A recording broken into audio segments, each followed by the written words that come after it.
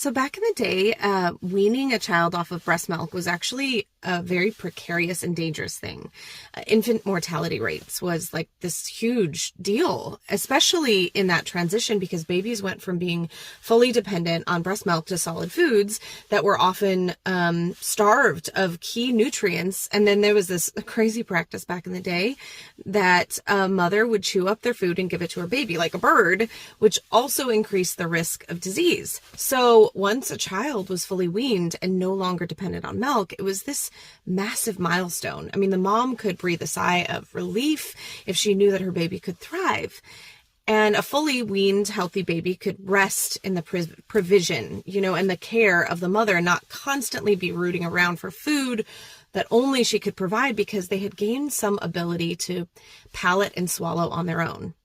And we don't really face that issue anymore because there's formula and nutrient-infused baby foods, but it helps to have that context when you read this verse in Psalm 131 that says, I don't get involved with things too great or too wondrous for me. Instead, I have calmed and quieted my soul. Like a weaned child with its mother, my soul is like a weaned child. Israel, put your hope in the Lord, both now and forever. So something happens in your walk with God that when you've chosen to trust and obey the Lord for sustenance, for nutrition, for guidance and care, it weans you into this more nutrient-rich spiritual place. It's like you're gradually brought to a place of calm and assurance in God that gives you this freedom to not want to insert yourself into every situation, defend yourself, control from a place of fear as much.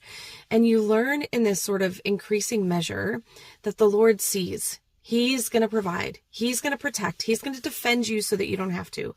And there is this quieting of activity, of words, anxiety that takes place because you know in whom your soul rests and where your hope truly lives. And you have gained this God confidence that frees you from striving so much. And this weaning usually comes through these precarious situations, these seasonal life transitions where you learn what food is solid and what isn't. And we learn more clearly where our hope should be, and it kind of quiets our soul in him.